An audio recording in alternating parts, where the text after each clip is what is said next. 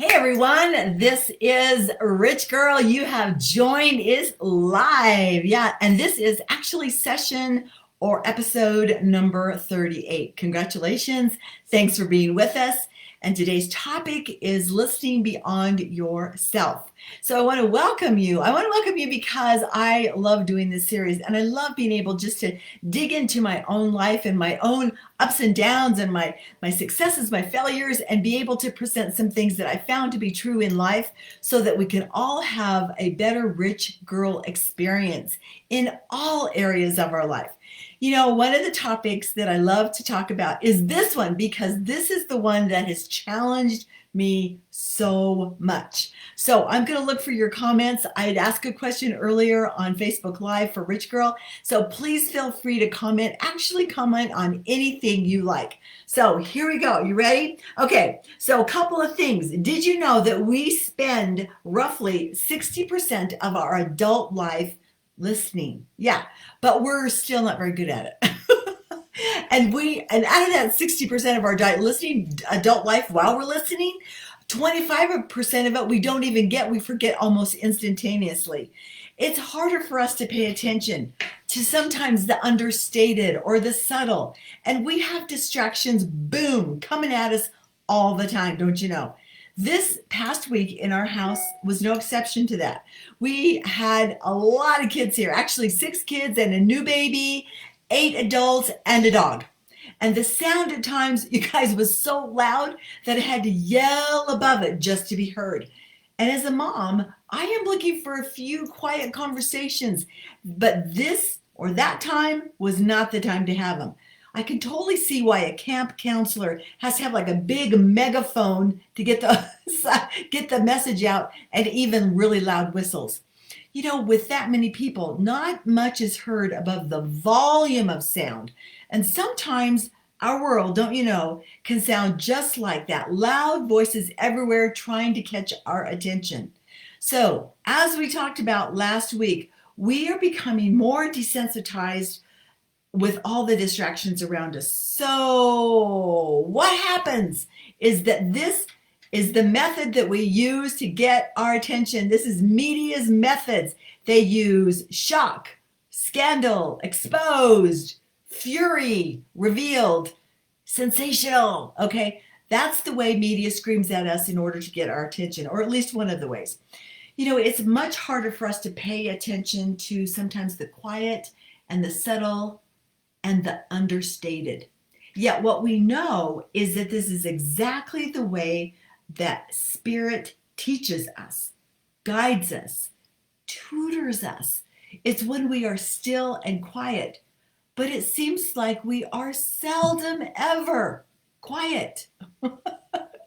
Okay, so I'm asking this question and I'll look in the comments. Getting quiet is so much an important thing to become a good listener. So how do you get quiet? All right. Hi, Kara. Hi, Becky. Great to have you on. Oh, good. Glad it's sunny where you're at. Okay. Hi, Jennifer. Good to have you on as well. Thanks for joining us. So we just happen to have a quiet moment. We kind of feel obligated, right, to fill it up with a podcast, music, book, something. This is one of the areas that I have done for years. And I also know that I forget to get silent. But is our lack of silence making us deaf? So this is what we know. Listening is our access to understanding. Conscious listening creates understanding. The world that we don't pay attention to each other is a very scary place to be. So I really want to talk about some tools to help us. First off, tools to use to increase our ability to actually listen. So number one, I have already talked about it, and it is, you know it, silence. Silence. 3 minutes a day of complete silence. Reset your ears.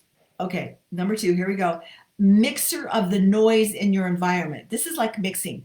How many different sounds can you hear when you just get quiet?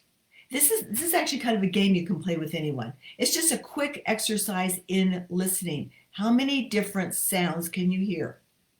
And then the third one is savor and enjoy a mundane sound. This is actually very enjoyable for me. If I'm really quiet, like when I typed out some of my notes today, I got quiet and I could hear the furnace turn on. And I could just listening to the hum of the furnace. Okay? Listening conscious to really fully live. When we practice silence, we are going to be deciding on what is important to us. When we divide out the noise, we can really hear the beauty. When we savor the mundane sounds, we can actually become more conscious of the world around us. A few topics ago, you guys will remember that I talked about getting through, the tunnel, the stress tunnel, and we gave 10 top tips to be able to get all the way through the tunnel. And the first one, oddly enough, was walking your dog. But I'm going to add to that. If you have a dog, if you don't, just walk. Walk in silence. No earbuds, no cell phone, no catching up with a friend. Okay? Now, today's topic, I want to dive a little bit deeper into it after 6 minutes of being with you now, today's topic is listening beyond yourself. So how do we listen to others and not mentally preparing our comeback response? How do we listen without injecting our own thoughts, our own feelings, or worse, our own personal drama? So let's start out by asking an I wonder question. I wonder how this person came to say this or think this. Again, you are going to that mental place that actually serves you and it serves others. Curiosity. Oh, we've talked about that, haven't we? Stay in curiosity. Because when you are curious about the other person's feelings or how they think, then you can actually step away from being so defensive and that defensiveness creates that armored up response, you know what I'm talking about, and then a whole host of other things that really don't serve us very well, right? Okay, so let's flip back to our thoughts becoming our feelings. Our feelings turn into our actions, and our actions are the result of our life. When we disengage our need to be heard while we are listening, we will have far, far better results in the other person feeling and actually being understood. Everybody wants to be understood. It is a basic human need. We cannot debate a person and still be a good listener at the same time. Or at least I have never figured out how to do that. Okay, let's see who's on. Jody, thanks for joining us today. Jody, good morning. Okay, you guys, what are you thinking about this subject, right? Okay. Do you like it? A little different. Are you ready for some other tips? Okay, here's some 3 tips. Okay, so in a high emotional conversation, what do we talk about? We talked about remaining curious. That's a very important, great tip and tool to have. Ask yourself an internal question. How does that person feel? How did they get to that place? Okay, good thing to remember. It'll also keep you away from judgment.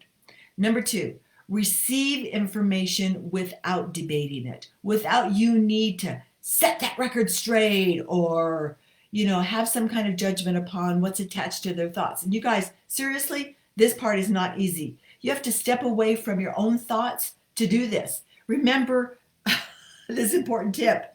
Go to curiosity, go to curious. That curiosity will help you keep you away from defensive comments, and it also adjusts the tone of your voice. Very important, wouldn't you agree?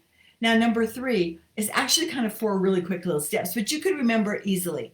Okay, so in active listening, receive the information, appreciate what they are saying, summarize back to them briefly, and then ask a clarifying question. Okay, again, receive, appreciate, summarize, ask. Okay, how about if I give you an example of this? And thanks for joining us, Linda. Linda, hello. Okay. Okay, thank you. Oh, yeah, liked your comment there, girl. That's good. Okay, so here's one. Sandy. Okay, this is in a conversation. This did not happen. I just thought about it, but here we go. A lot of people are getting together or Zooming or whatever lately. So Sandy says something about not being able to be invited to a party or whatever. So I say back to Sandy, I appreciate what you were saying And I thank you for being so open about your thoughts and your feelings. Let me make sure I understand this. So you are feeling that I ignored you at the party and was purposely doing so.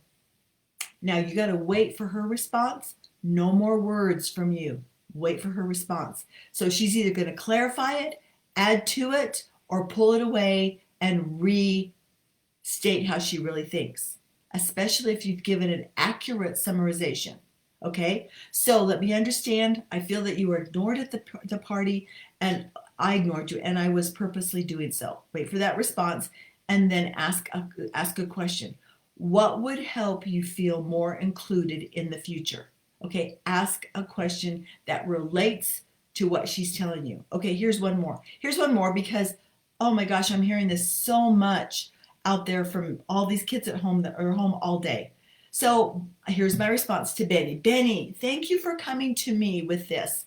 I hear that you want to go play with your friends and that you're feeling super bored and that you don't think you have anything to do. Okay, that's a response to him. So my question, what can you do to get busy with something you enjoy? Usually they'll say, nothing, I don't know, blah, blah, blah. And my response to that then would be, I cannot wait to see what you come up with. Okay, so there's just a couple of examples on that. So when we receive, appreciate, summarize, and then we ask, we open up a world of real possibilities in our relationships. So we can become far better listeners, and this builds trust, and it bonds us in our relationships. So are you thinking to yourself right now what I think you're saying? Well, when do I get to talk? When do I get to be heard? When do I get to express my thoughts and my feelings? Okay, this may not be the time to do it. It may be best to delay your need to be heard and understood. If the emotional atmosphere is tense or even unstable, this isn't a good time for even your opinions or your thoughts. You will seldom be heard or understood at that time. Okay? In fact, your opinions and your thoughts could actually be twisted and turned against you in that moment or at a later time. Just wait. There'll be a less stressful or more relaxed or even a more private time for you to approach your need to be heard. But you know what? We may just have to cover that in another session, right? You know what, you guys? Everybody wants and has the need to be heard. Fewer gifts are better than you and I ability to give the gift of real listening. Let's build those healthy and real relationships. Let's build those kinds of love and understanding, bonds of friendship, love, and family that we need to do, especially for such a time as this. Okay, let's see how you guys are doing down here. Thank you for commenting. I love to hear your comments, and especially for those of you who are passing this podcast on. Today, we have had, number 30. What did I say? Number 37. We're going to start actually 38. 38, Listening Beyond Self. Thanks for joining us today. I appreciate you. Have a wonderful week out there. Let's practice listening. Okay, talk to you soon. Bye for now.